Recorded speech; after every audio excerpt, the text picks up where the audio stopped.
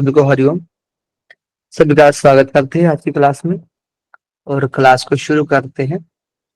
जैसा कि हम लोगों ने योग सूत्र शुरू किया था जिसमें हम लोगों ने समाधि पाद का वर्णन किया था। ठीक है, पहला पाद हम लोगों ने कवर किया था। आज से हमारा जो है द्वितीय पाद शुरू होने वाला है जिसका नाम है साधन पाद। ठीक है, तो हम लोग गीता प्रेस की बुक के अनुसार पढ़ेंगे और साथ ही साथ हम लोग व्यास भाष्य को भी देखते जाएंगे।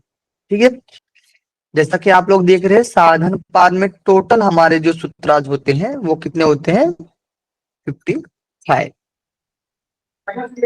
55। ठीक, ओके। तो हम लोगों ने सबसे पहले हम लोगों ने साधन समाधि पाद को देखा था। समाधि पाद में टोटल हमारे 51 सूत्र बताए गए थे। समाधि पाद में हमारे टोटल 51 सूत्र बताए गए थे। अब हम लोग साधन पाद देखते हैं जिसमें कि 55 सूत्र बताए गए। विभूति पाद हम लोग जब देखते हैं तो उसमें 55 सूत्र बताए गए हैं और केवल पाद जो हम लोग देखते हैं तो उसमें 34 सूत्र बताए गए हैं। ठीक है, तो समाधि का मेन जो था, मेन समाधि क्या थी, कितने प्रकार की थी, कौन सी समाधि थी, उसके बाद कौन सी समाधि आती है ना। समाधि प्राप्त करने के लिए क्या क्या उपाय पहले भी बताए गए थे, समाधि पाद में भी बताए गए थे, यानी चित्त की स्थिर करने के लिए। ठीक है, अब साधन पाद में साधना के बारे में बताया जाता है कि स्टेप बाय स्टेप आप किस तरह की साधन कर सकते हो, साधना कर सकते हो। तो इसमें साधना की बात की गई है। साथ ही साधना से क्या क्या हमें दूर करना है ये भी बताया गया है। ठीक है, तो क्लेशों की भी बात आती है, क्लेश। ठीक है, तो मोटा मोटा आप लोग देख सकते हो साधन पाद में आपको देखने में आएगा। ठीक है, क्रिया योग के द्वारा हम लोग कैसे साधन करके समाधि की प्राप्ति करते हैं। दूसरा देखने में आता है क्लेश के बारे में वर्णन मिलता है, कौन से क्लेश होते हैं उनको दूर करना चाहिए और मेन क्लेशों की जननी कौन होती है इसके बारे में बताया गया है। ठीक है, उस क्लेश को क्षीण करने के उपाय भी बताए गए ध्यान योग द्वारा, प्रति प्रसव प्रसव, ये चीज भी बताई गई है। ठीक है, फिर संस्कार के बारे में आती है चर्चा, तो संस्कार कैसे फल देने वाले होते हैं। ठीक है, ये इसकी भी चर्चा होती है। उसके बाद हम आते हैं तो यहाँ पर आता है विवेक ज्ञान के लिए। फिर इसके बाद इसी में जो हम लोग क्या देखते हैं, प्रकृति प्रकृति का स्वरूप देखते हैं एक तरीके से। ठीक है, यानी प्रकृति के बारे में देखते हैं।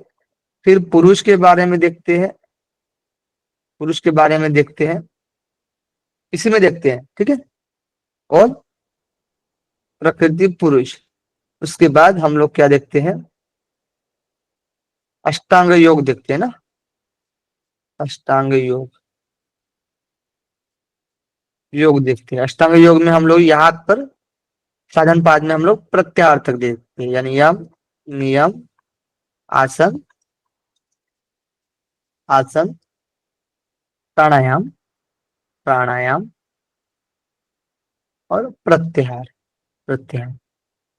ठीक है, फिर धारणा ध्यान और समाधि जो अंतरंग साधन करे गए हैं वो हमारे विभूति पाद में देखेंगे। ठीक है, यहां तक मोटा मोटा हमारी अनुक्रमणिका है। समझ में आया क्या क्या पढ़ना है? Okay, clear? ओके, अब देखिए तो क्रिया योग के बारे में पहले पढ़ेंगे हम लोग। तो पहले ही सूत्र में कहा गया है, साधना की बात आती है, साधन समाधि पाठ सॉरी साधन पाठ, तो साधना की बात आती है तो पहले ही साधना की बात किया जाता है। जैसे आप लोगों ने देख लिया होगा कि तीव्र योग वाले को तीव्र योग वाले को जो हमारे समाधि पाद में बताया था, अभ्यास वैराग्य वैराग्य वैराग्य। ठीक है, अब मध्यम साधक के लिए, मध्यम साधक जो होता है उसके लिए जो बताया जाता है क्रिया योग, जो कि हम लोग अभी बात करेंगे। ठीक है, और समझिए मृदु साधक जो होता है उसके लिए जो कहा जाता है, जैसे अभी बाद में हम लोग अष्टांग योग पढ़ेंगे साधन पाद में ही। ठीक है, ओके। अब देखिए, अब पहले ही सूत्र में कहा है कि तपः स्वाध्याय ईश्वर परिधानानि क्रिया योग। तप स्वाध्याय ईश्वर प्रणिधानानि क्रिया योग। यानी क्रिया योग में तीन चीजें शामिल होती है। एक तो होता है तप, दूसरा होता है स्वाध्याय, और तीसरा होता है ईश्वर शरणागति, यानी ईश्वर प्रणिधान। तो आप लोग को पता होगा कि तप का मतलब क्या होता है ना? तपस्या करना, ठीक है। यानी कि जो हमारे द्वंद्व होते हैं, द्वंद्व में जैसे कि द्वंद्व हमारे हो सकते हैं, जैसे यहाँ पर हम लोग लिख सकते हैं, यहाँ पर एक टेबल में तप।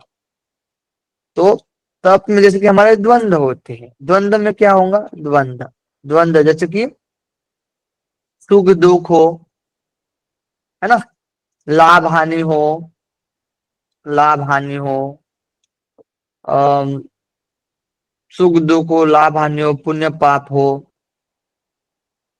ठीक है। जो भी हमारे द्वंद्व होते हैं, अंधेरा उजेला हो, मान अपमान हो, ठीक है, इनमें एक तरीके से स्थिरता, एक तरीके से क्या, धैर्यता, धैर्यता रखना ही क्या होता है बताइए? तप होता है। यानी एक तरीके से तप कर रहे हैं, जैसे कि उष्ण, शीत उष्ण हो। अब ऐसा नहीं कि शीत एकदम पड़ गया तो भाई एकदम बुखार पड़ जा रहा है, या फिर हम कुछ काम नहीं कर सकते, या फिर उष्ण प्रकृति हो रही है तो हम कुछ काम नहीं कर पाएंगे, है ना, या फिर अब तो क्या होगा हमारा, है ना, इस तरीके से घबरा जाना उस स्थिति में नहीं। उस स्थिति में धैर्यता बनाकर रहना ही क्या है? तप है, ठीक है। स्वाध्याय, नंबर 2 स्वाध्याय, स्व का अध्ययन, यानी सतत हम आत्मा के प्रति अभ्यास करते रहे, हम आत्मा के प्रति भूले ना, ठीक है। यानी हमको खुद का अभ्यास करना है, खुद का अभ्यास। देखिए, यानी सतत हमारे को, हमें ये अनुभूति होती रहना चाहिए, हमें सतत मतलब ये हमें ध्यान में रहना चाहिए कि हमें साधना करनी है, हमें साधना यानी अभ्यास करना है। अभ्यास किसका करना है? खुद का करना है, खुद को जानने का अभ्यास करना है, जानना। हमें लौकिक कर्म कारण जो भी आए थे उसके उसमें हम लोग क्या करते हैं? चले जाते हैं लौकिक जो भी कर्मकांड होते हैं, और हम खुद को भूलते जा रहे हैं, कोशिश करते हैं और खुद को भूले जाए, है ना, और लौकिक कर्मों में ज्यादा हम लोग अग्रसर होते हैं, है ना। तो हमें क्या करना है? उस लौकिक कर्म से थोड़ा सा साइड में रहते हुए अपने आप को देखना है, अपना खुद का अभ्यास करना है, अपने बारे में जानना है, ठीक है। इसका ही हमें क्या करना है? अभ्यास करना है। इसको स्वाध्याय बोलते हैं, स्व का अध्ययन बोलते हैं, ठीक है। अब कोई कोई आपको ये भी बताते हैं कि स्वाध्याय में आप जो वेद में जो चीजें बताई गई है उसका भी पालन करने के लिए, उसका भी अभ्यास करने के लिए बोला जाता है, ठीक है। नंबर है तीसरा, ईश्वर प्रणिधान। अब ईश्वर या फिर हम लोग इष्ट देवता भी रख सकते हैं इसमें, ठीक है। तो इष्ट देवता या ईश्वर, जिस गुरु को भी आप मानते हो, जो भी गुरु की आराध्या करते हो आप, है ना, जिनको भी मानते हो पूछते हो, उनका सतत स्मरण रखना है। उनके प्रति जो भी हम लोग कर्म कर रहे हैं, जो भी कर रहे हैं, तो सब समर्पित करना है, जो भी कर्म है वो, ठीक है। और सतत स्मरण करते रहना है इष्ट देवता या ईश्वर का। यही हमारा ईश्वर शरणागति या ईश्वर परिनिधान। इन तीन चीजों को हम सतत अभ्यास करते हैं, सतत साधते हैं, तो हमारा क्रिया योग होता है। क्रिया योग में हम लोग अग्रसर होते हैं, यानी क्रिया कर रहे, क्रिया का मतलब क्या हुआ? कर्म, है ना। तो ये सब करते रहना है, इसको हम लोग क्या बोलते हैं? क्रिया योग बोलते हैं, ठीक है। कोई दिक्कत? अब ये दूसरे सूत्र में कहा गया है कि क्रिया योग जो होता है वो समाधि भावनार्थ क्लेश तनु करनार्थस्य, यानी कि समाधि भावनार्थ, यानी यह क्रिया योग समाधि की सिद्धि करने वाला और क्लेश तनु करनार्थ, यानी अविद्यादि क्लेशों को क्षीण करने वाला। तो इस तरीके से हम लोग अभ्यास करेंगे क्रिया योग का, तो हमें क्या किसकी प्राप्ति होती बताइए? समाधि। समाधि की। समाधि की समाधि। प्राप्ति होती है। दूसरा नंबर ही है ये है कि हमारे क्लेश तनु हो जाते हैं। तनु, तनु यानी गौण हो जाना, दब जाना, अब उभरेंगे नहीं। ठीक है। प्रसुप्त तनु विच्छिन्न उदार, इस तरीके से क्लेशों की चार अवस्था होती है। इसमें से एक जो होता है वो होता है तनु। आगे हम पढ़ेंगे तो तनु हो जाना, ठीक है, दब जाना, क्षीण हो जाना, या बोला गया ना क्षीण, अविद्यादि क्लेशों को क्षीण करने वाला। तो तनु का हम लोग अभी देखने वाले हैं। ठीक है, एग्जैक्टली इसका मीनिंग देखेंगे। Okay, clear. तो समाधि और क्लेश तनु हो जाती है, यानी समाधि भावनार्थ, यानी समाधि का भाव आ जाता है, और क्लेश क्या हो जाते हैं? तनु हो जाते हैं क्रिया योग से। तो क्रिया योग में क्या है? तप स्वाध्याय धारानी क्रिया योग समाधि भावनार्थ क्लेश तनु करनाश्य। अब यहाँ पर ध्यान रखना कि पहला सूत्र ये है हमारा, कि याद नहीं, मतलब सब लोग तो याद कर लिए, तो अभी इस पर ध्यान रख देते हो। इसमें क्या है? तीन चीजें क्रिया योग में, तप स्वाध्याय धारानी क्रिया योग। हाँ, अब ये क्या करता है? तो क्लेश तनु करना समाधि भावनार्थ क्लेश तनु करनार्थ, ठीक है, यानी इस तरीके से आपको ध्यान रखना है। समझ में आ रहा है? ठीक है, यानी समाधि का भाव आता है और क्लेश को तनु करते हैं, तो इस तरह से कनेक्ट करना है, तो और अच्छे से याद रहेगा। आगे बढ़ते हैं, कोई समस्या हो तो बताइएगा, नहीं तो फिर आगे बढ़ते हैं। अब देखिए, अब बात आई थी हमारी समाधि का तो भाव आता है और क्लेश तनु। अब क्लेश क्या है ना? क्लेश की बात आई ना। अब क्लेश क्या है? क्लेश कितने प्रकार के होते हैं? क्लेश क्या क्या फल देने वाले होते हैं? क्लेश को दूर करने का उपाय तो बता दिया गया क्रिया योग। ठीक है, अब देखिए, क्लेश की बात आती है तो क्लेश के बारे में देखना जरूरी है भाई। तो क्लेश के बारे में देखते हैं हम लोग। कहा गया है तीसरे नंबर सूत्र में कि अविद्या अविद्या स्मिता राग द्वेषाभिनिवेशा क्लेशा। अविद्या स्मिता राग द्वेषाभिनिवेशा क्लेशा, ने अविद्या, अस्मिता, राग, द्वेष, अभिनिवेश, इस प्रकार से पांच क्लेश बताए गए हैं। अविद्या स्मिता, अविद्या स्मिता राग द्वेषाभिनिवेशा, अविद्या, अस्मिता, राग, द्वेष और अभिनिवेश। ठीक है, इस प्रकार से कितने क्लेश बताए गए हैं? 5। पांच क्लेश बताए गए हैं। ठीक है, अब ये पांच क्लेशों की अवस्था के बारे में देखते हैं, तो कहा जाता है कि चौथे नंबर सूत्र में, तो तीसरे नंबर में तो क्लेश के बारे में बताया गया, क्लेश कितने प्रकार के होते हैं? तो पांच प्रकार के होते हैं। कौन कौन से होते हैं? तो अविद्या, अस्मिता, राग, द्वेष, अभिनिवेश। अब चौथे में कहा गया है कि अविद्या क्षेत्र मुत्तेरेशाम परसुप्त तनु विच्छिन्नोदाराणाम, यानी कि अविद्या का जो क्षेत्र बताया गया है, अविद्या क्षेत्र मुत्तेरेशाम, ठीक है, तो अविद्या का क्षेत्र बताया गया प्रसुप्त तनु विच्छिन्न और उदार। ठीक है, तो अविद्या का जो क्षेत्र होता है वो चार प्रकार से होता है, यानी अवस्थाएं होती है, चार अवस्थाएं होती है। देखिए, तो बताया गया है प्रसुप्त तनु विच्छिन्न और उदार, इस प्रकार से चार अवस्थाओं में रहने वाला, जिनका वर्णन तीसरे सूत्र में कहा गया, अविद्यादि के बाद किया गया है, उन अस्मिदादि चारों का क्षेत्र कारण अविद्या है। तो देखिए, मेन क्या है बताइए? अविद्या है। अविद्या से क्या क्या उत्पत्ति हुई है बताइए? अविद्या से उत्पत्ति हुई है चारों क्लेशों की। चार क्लेश कौन कौन से हैं? अस्मिता, अस्मिता, राग, द्वेष अस्मिता, और राग, द्वेष, अभिनिवेश। अभिनिवेश। अस्मिता, राग, द्वेष और अभिनिवेश। अभिनिवेश। ठीक है, तो ये चार क्लेश बताए गए हैं जो कि अविद्या से ही उत्पन्न हुए हैं, यानी अविद्या कारण है और ये क्या है, कार्य है। ठीक है, अब इनका क्षेत्र जो होता है, इन चारों का जो क्षेत्र होता है, इन चारों की जो अवस्थाएं होती है, वो इस प्रकार से डिवाइड किया गया है कि प्रसुप्त, प्रसुप्त, तनु, विच्छिन्न, विच्छिन्न और उदार, उदार।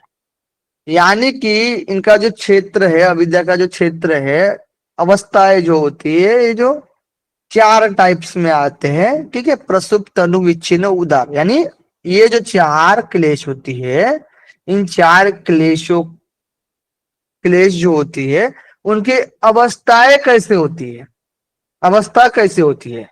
ठीक है, तो वो होती है प्रसुप्त, तनु, विच्छिन्न, उदार।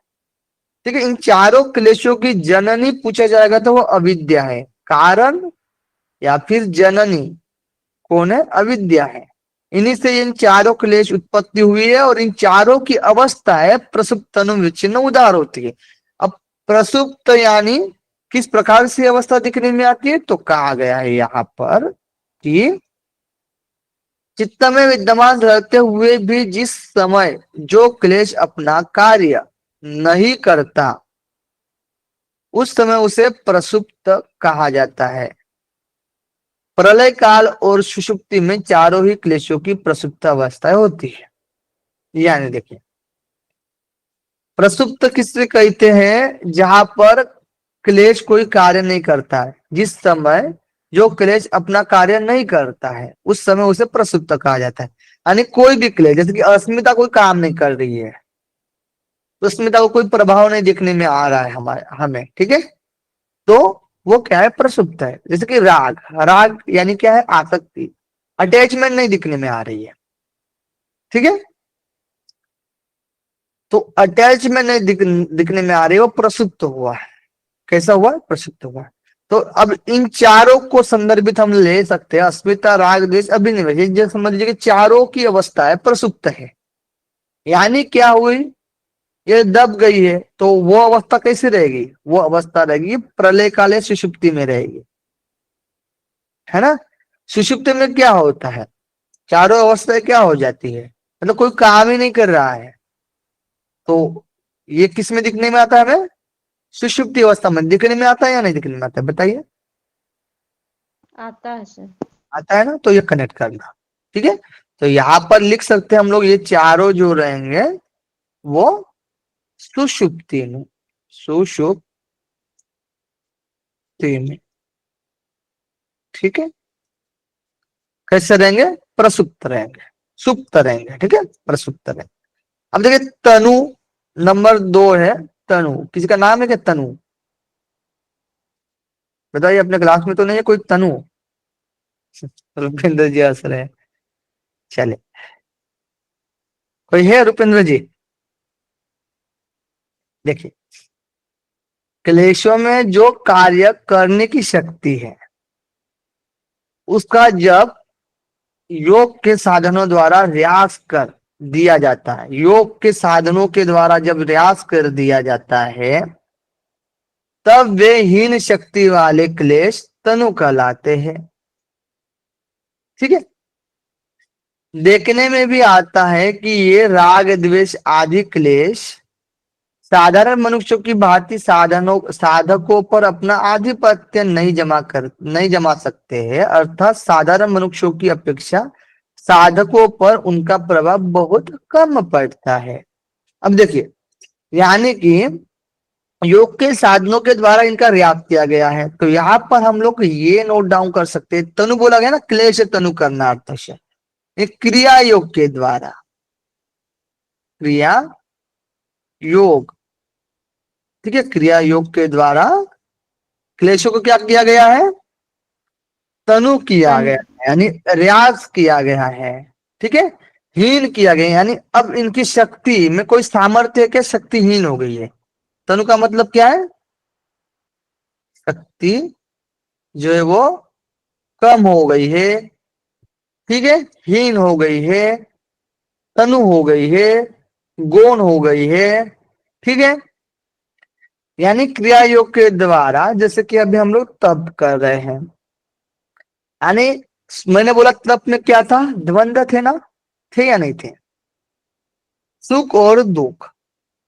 ठीक है, तो सुख और दुख, जैसे सुख की स्थिति हो तो भी वो उसमें राग कर रहा है कि सुखानुशील राग है, यानी आसक्ति दर्जा, आसक्ति कर पा रहा है क्या, नहीं, है ना, धैर्यता बना कर रखा है, यानी ऐसा नहीं कि अटैच कर रहा, अटैचमेंट हो रहा है पूरी तरीके से, सुख में पूरी तरीके से तल्लीन हो रहा है ना, अब ये तो पूरा सुख हम ही भोगेंगे, किसी को नहीं देंगे। ठीक है, ऐसा तो नहीं हो रहा है।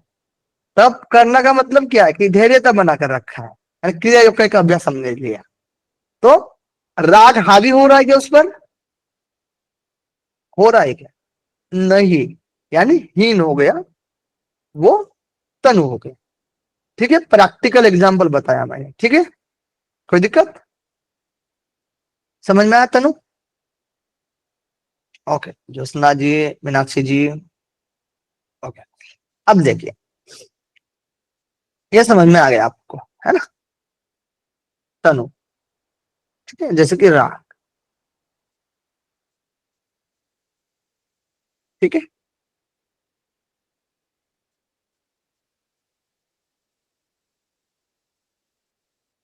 3 मिनट, ठीक है, चलो। अब देखिए विच्छिन्न, नंबर 3 देखते हैं, विच्छिन्न। जब कोई क्लेश उदार होता है और उस समय दूसरा क्लेश दब जाता है, वह उसकी विच्छिन्न अवस्था है। जैसे कि राग आदि, राग की उदार अवस्था में क्षण में द्वेष दब जाना, और द्वेष की उदार अवस्था में क्षण में राग दब जाना, सिंपल है। विच्छिन्न का मतलब क्या होता है, विच्छिन्न, ठीक है, यानी कोई एक उदार हो रहा है और एक कोई दब रहा है। देखिए, विच्छिन्न जब कोई क्लेश उदार होता है और उस समय दूसरा क्लेश क्या हो जाता है, दब जाता है। ठीक है, अब इसका अपोजिट यहां पर भी देख सकते हैं, उदार, जिस समय जो क्लेश अपना कार्य पूर्णतया कर रहा हो, अपना कार्य,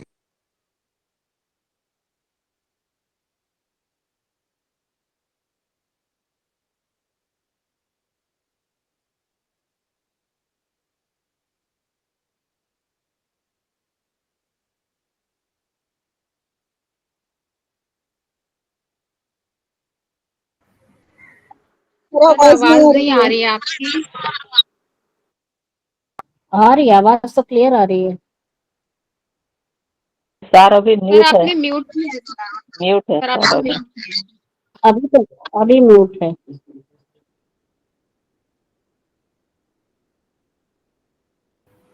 हेलो, अभी आ रही है? ये मेरा हेडफोन ही निकल गया ना, अभी आ रही है क्या बताइए? जी सर। आ रही है, आ रही है, क्लियर आवाज आ रही ठीक है, ओके, देखिए, देखिए यानी कि उदार वाला देख रहे थे। ठीक है, उदार में क्या है, जो क्लेश अपना कार्य पूर्णतया कर रहा हो उसकी उदार अवस्था है। ठीक है, और विच्छिन्न में क्या है कि जो क्लेश कार्य नहीं कर रहा है। सिंपल वर्ड में समझना है कि विच्छिन्न यानी दबा हुआ, दबा हुआ, अन्य क्लेश,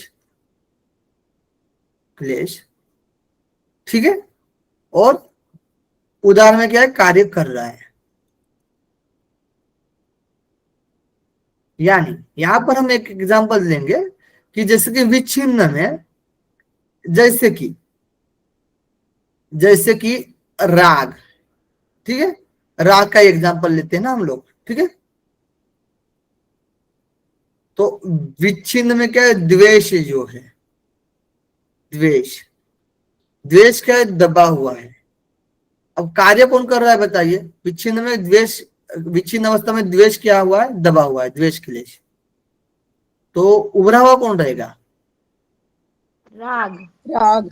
तो राग कार्य कर रहा है, इसमें क्या करेंगे हम लोग? राग कार्य कर रहा है, ठीक है। यानी विच्छिन्न अवस्था में ऐसा कोई क्लेश दबता है, जैसे कि द्वेष दबता है, तो राग कार्य करता है। और उदाहरण में क्या है कि कोई एक क्लेश क्या कर रहा है? कार्य कर रहा है, जिसके राग कार्य कर रहा है, ठीक है। तो विच्छिन्न में हम लिख सकते हैं कि द्वेष दबा हुआ है तो राग उभरा हुआ है, राग उभरा या फिर कार्य कर रहा है, ठीक है। यानी राग की उदार अवस्था है, लेकिन द्वेष की कैसी है बताइए? विच्छिन्न अवस्था है, ठीक है। और उदार में क्या है? कोई भी क्लेश, राग हो या हमारी अस्मिता हो या फिर द्वेष हो या फिर अभिनिवेश हो, जो अभी हाल ही फिलहाल में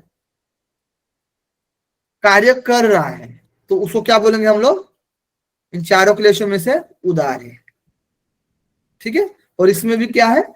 जो दबा हुआ है, जो कार्य नहीं कर रहा है, ठीक है, उसकी विच्छिन्न अवस्था बोला जाता है।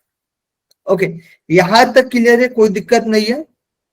तो ये जो अवस्था है वो किनकी अवस्था है बताइएगा मुझे एक बार, किनकी अवस्था है? चार क्लेश की है, जो अस्मिता, राग, द्वेष, अभिनिवेश, इन चारों क्लेशों की अवस्थाएं बताएगी प्रसुप्त, तनु, विच्छिन्न, उदार, ठीक है। अविद्या से तो ये अविद्या तो नहीं रहता है ना? नहीं, अविद्या से ये बने हुए उदार हैं। में हाँ बोलिए, जी बोलिए। हाँ कोई कुछ बोल रहा था, बताइए। हेलो। नहीं समझ आ गया। मैं पूछ रही थी कि अविद्या नहीं रहेगा ना उदार में, उससे बने चारों रहेंगे। चारों रहे, चारों, ठीक है। चलिए आगे देखिए। अब देखिए, अब हम लोग पांचों क्लेश के बारे में देखते हैं, ठीक है। चारों क्लेश के हम लोगों ने क्या देखा था? अभी अवस्थाएं देखी थी, अवस्थाएं देखी थी, बराबर है। चारों क्लेशों की अवस्थाएं देखी थी, ठीक है। क्वेश्चन आया हुआ है, क्वेश्चन हम कोई बोलना नहीं है, पूरे सूत्र याद करके रखना है, ठीक है। चारों क्लेशों की अवस्थाएं देखी थी, ओके। और अविद्या से ही ये चारों क्लेश उत्पन्न हुए हैं। अब पांचों क्लेश, ठीक है, पांचों क्लेशों का स्वरूप देखेंगे, स्वरूप, नेचर, नेचर देखेंगे, ठीक है। तो सबसे पहले कौन सा क्लेश है बताइए? अविद्या। दूसरा क्लेश कौन सा है बताइए? अस्मिता। अस्मिता। तीसरा क्लेश कौन सा है बताइए? राग। राग। राग, अस्मिता, राग। चौथा क्लेश कौन सा है बताइए? द्वेष। द्वेष। और पांचवा पांचवा क्लेश कौन सा है बताइए? अभिनिवेश। अभिनिवेश, ठीक।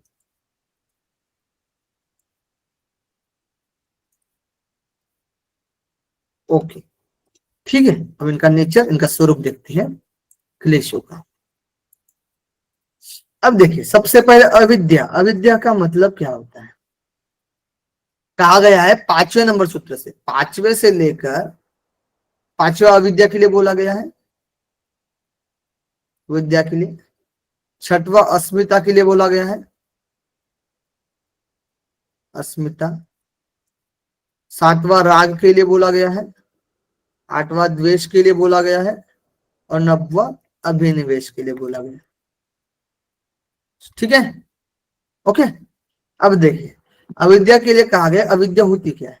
तो बोला गया कि अनित्या शुचि दुखात मनसु नित्य शुचि सुखात मने ख्यातिर अविद्या।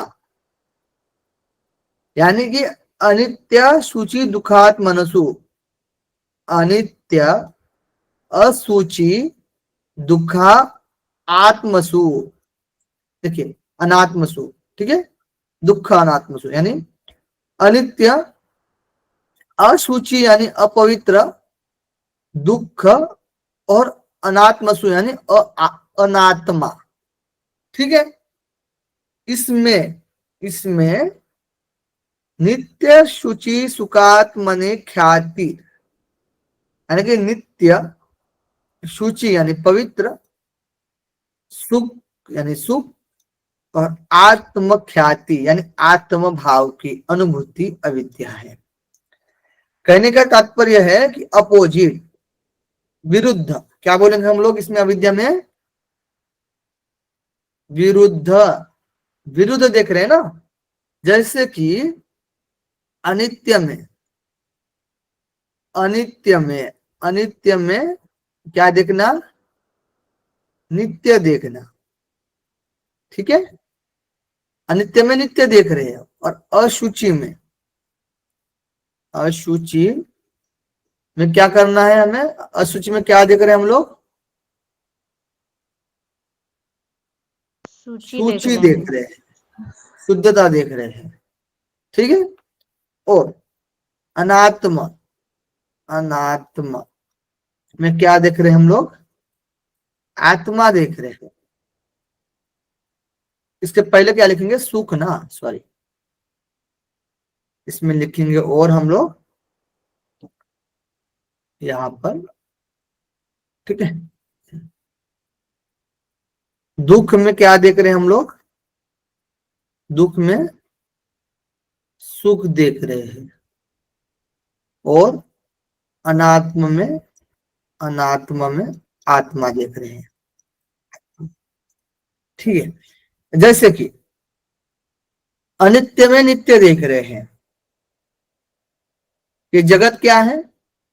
अनित्य है ना, वास्तविक नहीं है, लेकिन हम लोग क्या समझ रहे हैं? नित्य समझते हैं। ठीक है, नित्य समझ रहे हैं। असूचि में सूची देख रहे हैं, यानी ये जो शरीर हमारा क्या है? ये तो दुर्गंध भरा हुआ है, देखा जाएगा तो, ठीक है। ये कैसा दुर्गंध भरा हुआ है? जैसे कि आप लोगों को, जैसे कि हो सकता है मे बी कि अपोजिट जेंडर को, जैसे कि मेल को फीमेल आकर्षित करती है और फीमेल को मेल आकर्षित करते हैं, है ना। लेकिन बट उसका ऊपर वाली जो स्किन होती है, ये आकर्षित का रूप है। उसको समझिए, निकाल दिया जाए, उसको पलटा दिया जाए तो कैसे दिखेगा? बताइए कैसे दिखेगा? सब ब्लड दिखेंगे, है ना। और जो अवस्था है, मतलब जो शरीर का रूप है, वो तो अलग ही दिखने में आएगा, है ना, कोई पहचान नहीं पाएगा, ठीक है। नहीं, पूरी गंदगी दिखेगी, दिखेगी या नहीं दिखेगी? ठीक है। तो हम लोग अशुचि को, ये तो नाशवान है, ये तो ठीक है, लेकिन हमने उसमें भी क्या देख रहे हैं? शुद्धता देख रहे हैं। दुख में सुख, जैसे कि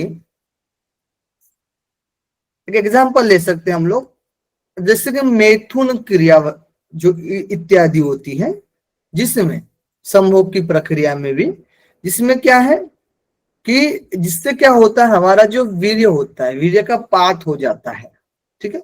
जिसके वजह से आप लोगों को पता है कि हमारे जो सप्त धातु होते हैं, रस, रक्त, मांस, मेद, अस्थि, मज्जा, शुक्र, ठीक है। लास्ट में शुक्र बनता है। लेकिन जब संभोग की प्रक्रिया में, मृत्यु की प्रक्रिया में उसको बाहर निकाला जाता है, ठीक है, तो उसमें आप दुख में क्या है? वो तो क्या है? एक तरीके से दुख है ना, कि भाई आपका जो तेज है वो निकल रहा है, ठीक है, वो जो है वो समाप्त हो रहा है। लेकिन उसमें हम लोग क्या समझ रहे हैं? सुख समझ रहे हैं। दुख में भी क्या समझ रहे हैं हम लोग? सुख समझ रहे हैं। यही क्या है? यही अविद्या है। सब जो एग्जाम्पल दे रहा हूं ना, वो एकदम हाई लेवल के एग्जाम्पल है, ठीक है। एग्जाम्पल जो है, जो करेक्टली बैठ सकते हैं अविद्या के संदर्भ में, इसलिए वो एग्जाम्पल दिया जा रहा है। अनात्म में आत्मा, अनात्मा में आत्मा, यानी इसमें अलग अलग एग्जाम्पल भी, इसमें से भी आप एग्जाम्पल जो मैंने बताया उसमें से भी आप ले सकते हो।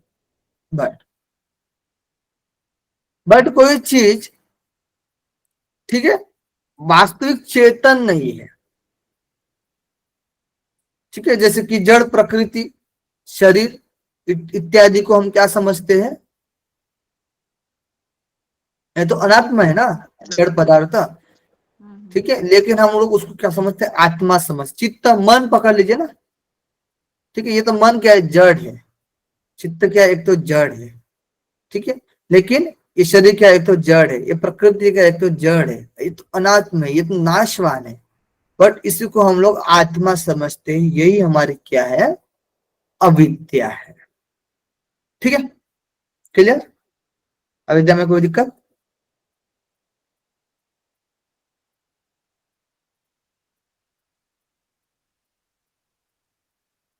काल दिखने से भूत जैसे दिखेगा। महेंद्र जी, चलिए ठीक है, आगे देखिए। अब अस्मिता के बारे में देखते हैं, अस्मिता के स्वरूप के बारे में देखते हैं। तो अस्मिता होती क्या है, ये भी हमारी क्या है, अविद्या से निकली हुई है, ये भी हमारा क्लेश है। ठीक है, तो इसी क्लेश को नाश करने के लिए बोला गया है, यानी जैसा है वैसा ही देखना है हमें, तब हमारी अविद्या क्या होगी भाई, दूर होगी, यानी ये क्लेश क्षीण होगा। ठीक है, अब किससे होगा, जब आप साधना करेंगे, जैसे क्रिया योग करेंगे। ठीक है, तो आपको एज इट इज समझ में आएगा कि भाई ये अनित्य, ये अनित्य ही है, ये नित्य नहीं है, और ये नित्य नित्य ही है, अनित्य नहीं है। ये भाव है। इसी के अपोजिट ध्यान रखना कि नित्य को हम अनित्य समझते हैं, सूची को हम अशुचि समझते हैं। ठीक है, सुख को हम दुख समझते हैं, आत्मा को हम अनात्मा समझते हैं। ठीक है, चल अस्मिता, अस्मिता के लिए कहा गया है दृक् दर्शन शक्तो रेकात्मते वास्मिता। दृक् दर्शन शक्तो रेकात्मते वास्मिता, यानी दृक् दर्शन शक्तियों, यानी दृक् शक्ति और दर्शन शक्ति, इन दोनों का एकात्मा, एकात्मता इव, यानी एक रूप सा हो जाना अस्मिता है। यानी दृक्, दृक् का मतलब क्या होता है, किसी को पता है तो बताइएगा। दृक्, दृक यानी देखने वाला, आत्मा। आत्मा या पुरुष यहां लिखता हूं तो ये ना समझे कि मेल। ठीक है, मेल ही पुरुष है।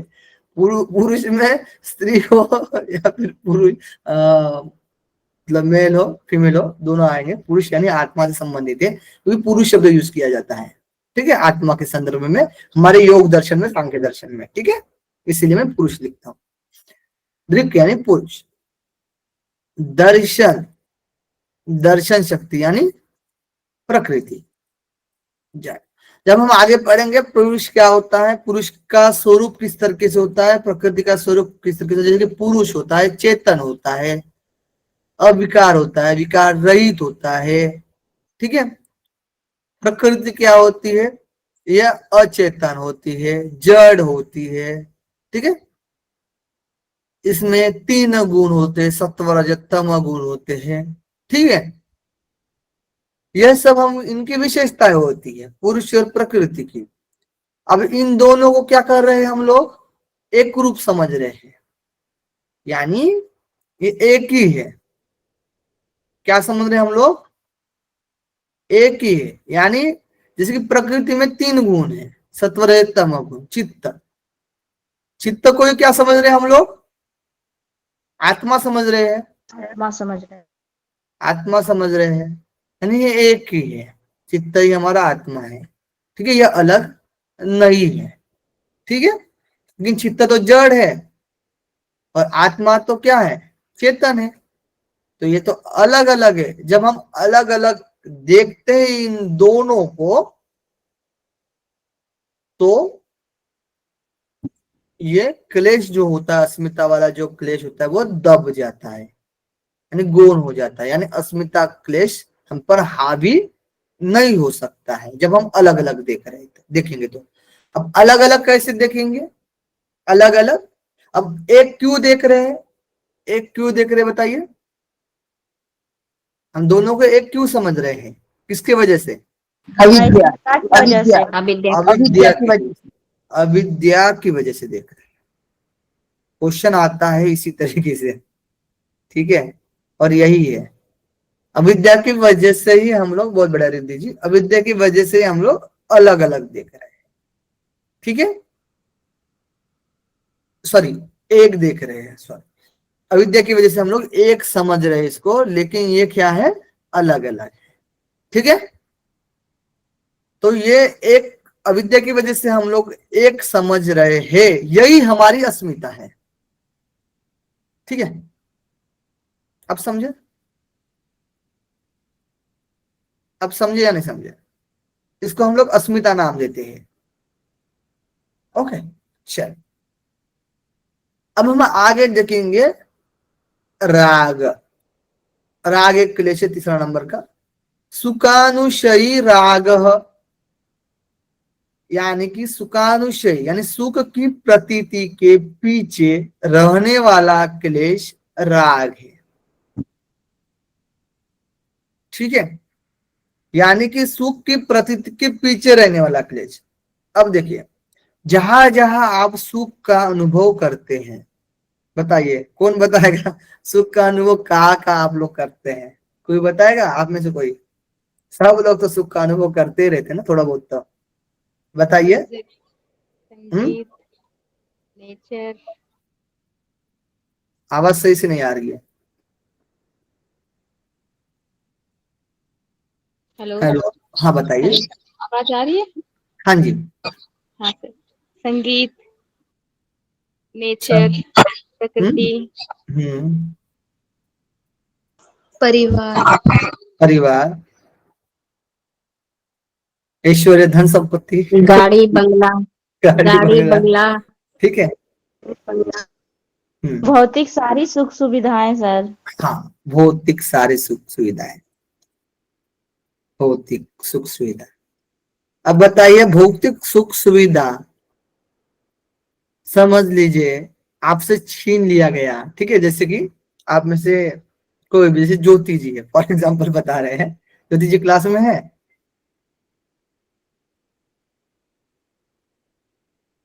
नहीं है आज। नहीं है, चलो उन्हीं का एग्जांपल देते हैं ना ठीक है, ज्योति जी नहीं, मतलब क्लास में है तो दुख नहीं होगा उनको, ठीक है। तो ज्योति ज्योति जी समझ लीजिए, ज्योति जी से हम भौतिक सुख सुविधाएं समझ लीजिए छीन ले रहे हैं, समझ लीजिए, ठीक है, मतलब दूर जा रही है, समझ लीजिए भौतिक सुख सुविधाएं उनसे दूर जा रही है किसी कारणवश, तो उनको दुख होगा या नहीं होगा? होगा, दुख तो होगा। होगा, दुख तो होगा, ठीक है। कितना अच्छे से हम सुख भोग रहे थे, है ना, भौतिक सुख सुविधाएं से, तो उनसे हम दूर कर रहे हैं, तो क्या हो रहा है, दुख हो रहा है, यानी दुख हो रहा है मतलब कि भाई तुम्हारा अटैचमेंट था, है ना, आप अटैचमेंट थे उसके प्रति, यानी आपका उसके प्रति, उस भौतिक सुख सुविधा के प्रति क्या था, राग था, बराबर है, राग था।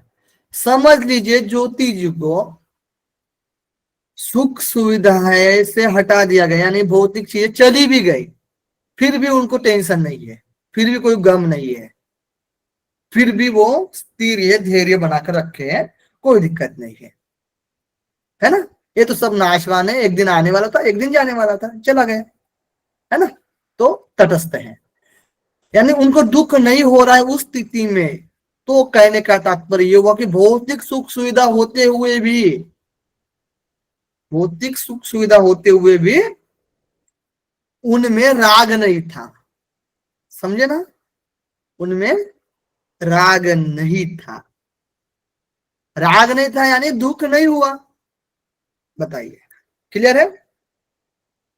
अब आपको क्या करना है बताइए, क्लेशों को दूर करने का कितना सिंपल सा यहाँ पर चीजें दी गई है, एकदम, आप थोड़ा सा मतलब और अंदर से जा रहे हो ना, थोड़ा सा और चीजों को क्लियर करते जा रहे हो ना, तो आपको दुख ही नहीं होगा, मतलब भौतिक सुख सुविधा को छोड़ने की बात नहीं है, यहाँ छोड़ने की बात नहीं है, यहाँ बात यह है कि ये जाने के बाद भी गम नहीं है, ठीक है, यानी कि आपको भौतिक सुख सुविधा का तो लाभ लेना है, उठाना है। आप संतोष बोला जाता है ना, संतोषात नित्यम सुख लाभ, ठीक है। तो आपको लाभ लेना है, संतोष रखना है उसमें, जितना आपको जरूरत है उतना आप लोग सुविधा का लाभ लीजिए। अपने अपने अनुसार अपने अपने जरूरत हो सकती है, लेकिन ये नहीं रखना है कि ये चला जाने के बाद आप दुख भोगते रहोगे, है ना, माथा पीट करते रहोगे, ऐसा नहीं होना चाहिए, ठीक है। तो आप पर ये जो राग जो क्लेश है वो हावी नहीं हो सकता है। क्लियर? सिंपल वर्ड में समझ में आया? मीनाक्षी जी, ज्योत्सना जी, रिद्धि जी, बस 3 लोग को ही समझ में आया, बाकी लोग को नहीं आया। अनामिका जी आ गया बाद में, मैना जी, हेमलता जी, चलिए मेघना जी, बहुत बढ़िया, थोड़ा थोड़ा आ गया। थोड़ा थोड़ा आ गया। ऐसे तो पूरा आना चाहिए, जिस तरह के सिंपल वर्ड में मैंने बताया यार, आप लोगों को पूरा आना चाहिए, ठीक है। देखिए, हाँ हाँ सर, क्लियर है सर, क्लियर है। ठीक है। बट ये होता है ना कि जो आप बता रहे हैं कि मतलब किसी चीज से हम, ये जो प्रक्रिया होती है कि हम किसी से डिटैच होते हैं, तो वो जो है ना, वो कहने में और उसको उसको जो जिस तरीके से उसको अप्लाई किया जाए कि कैसे वो डिटैच हो चीजें, हमारे पास आज जो चीज है वो चली गई अचानक से, तो हम कैसे उसको कहें कि वो हम देखिए, उससे उसके मोह ना रखें। कहने के लिए तो सिंपल लगता है, लेकिन उसका पालन करेंगे तो कहीं ना कहीं दुख होता है ना। मतलब हो नहीं पाता है। बट पता है, एक फिर हो थिंकिंग, जाता है लेकिन उसमें टाइम लगता है, लेकिन हर एक चीज के प्रति भाव रहता है ना, तो वो कम करने में या दूर होने में टाइम लगता है। लेकिन ह्यूमन। पता है, हाँ ये बात एकदम सही है, इसमें आपको मतलब मैं काट ही नहीं सकता आपकी बातों को, ठीक है। बट ये एक बात है जहां तक मुझे ऐसा लगता है, ठीक है, और जैसे कि मैं भी थोड़ा सा ऑब्जर्व कर रहा हूँ, समझ लीजिए, तो शुरू से ही, जैसे शुरुआत से जितना शुरुआत हो सके उतना, यानी समझ लीजिए कोई बच्चा जन्म मतलब अभी अभी उसको ये योग शास्त्र पढ़ा दिया गया और उसको अच्छे से समझ में आ गया बहुत कम उम्र में, और वो धीरे धीरे उसका पालन कर रहा है, तो लास्ट तक बहुत अच्छे से वो निभा लेगा। समझ में आ रहा है? मतलब आप किसी चीज के प्रति अटैच होने के प्रति ही पहले ही अवेयर हो गए हो, तो फिर आप पर क्लेश हावी नहीं हो सकता, ये आप 100% श्योर कर लीजिए, ठीक है। और आपको ये पता है कि इसको मेरे पास आ रही चीज तो आने दीजिए, लेकिन मुझे ये जाएगी तो गम नहीं है, ये आपका भाव होना चाहिए पहले ही, आने के पहले ही। कभी क्या होता है ना, आ जाती है चीजें और हमें पता ही नहीं, उसके बारे में अवेयर नहीं है, उसके बाद हमें फिर दुख होगा ही, नो डाउट। लेकिन आपको पहले से वो भाव बना कर रखना है, ठीक है। अब क्लियर हुआ? चलिए, ठीक है। तो धीरे धीरे इस सबको भी लेकर चलना है आगे। देखिए, अब द्वेष देखिए, 8 नंबर सूत्र में कहा गया दुखानुशयी द्वेष, यानी दुख की प्रतीति के पीछे रहने वाला क्लेश कौन सा है? द्वेष है। यानी कि दुख, अब कोई चीजों से दुख हो रहा है, कौन सी चीजों से दुख हो रहा है बताइए, ठीक है। यानी जो व्यक्ति आपको ठेस पहुंचा रहा है, ठीक है, उससे आपको दुख हो रहा है, तो आप क्या करोगे? उसके प्रति द्वेष करोगे। क्या करोगे? द्वेष करोगे। किसी दूसरे की सफलता से भी दुख होता है, जो आपको सफलता ना मिली, है ना, तो आप उसके प्रति क्या करते हो? द्वेष करते हो, ठीक है, यानी उसको दूर करते हो, बराबर है। तो ये दुख के साथ साथ रहने वाला जो क्लेश होता है वो होता है द्वेष, ठीक है। समझ लीजिए, यहां पर आप किसी व्यक्ति की सफलता देखकर आप नाराज नहीं हो, चलो मेरे में कोई कमी रह गई हो, तो मुझे अच्छे नंबर नहीं मिले हो, है ना, चाहे और मुझे मेहनत करना पड़े, है ना, चाहे मेरे मेहनत में कुछ कमी रह गई है तो उसको पूरी करना है, ये भाव आप रखेंगे तो आपको द्वेष नहीं हावी होगा, ठीक है, द्वेष हावी नहीं होगा, ठीक है। तो ये हुआ हमारा दुख के साथ साथ रहने वाला द्वेष। अब अब देखते हैं अभिनिवेश। अब अभिनिवेश कहा गया है कि स्व रसवाही विदुषोपि तथा रूढ़ोभिनिवेश, स्वरसवाही विदुषोपि तथा रूढ़ोभिनिवेश, यानी कि जो परंपरागत स्वभाव से चला आ रहा है एवं विदुषु विदुष अपि तथा रूढ़, यानी जो मूढ़ों की भांति विवेकशील पुरुषों में भी विद्यमान देखा जाता है, वह अभिनिवेश है।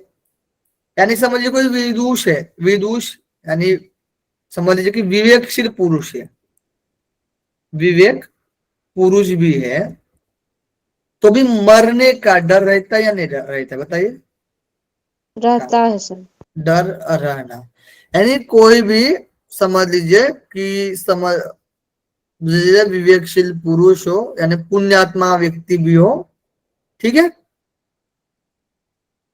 उसको भी मरने का डर रहता है। ये जो क्लेश मरने का डर रह रहा है, ठीक है, जिस भी उच्च कोटि के पुरुष में, सामान्य से जो उच्च कोटि का पुरुष है, सामान्य लोगों में तो है ही मरने का डर, नो डाउट, लेकिन समझ लीजिए कि वो विवेकशील पुरुष भी है तो भी उसमें मरने का डर है।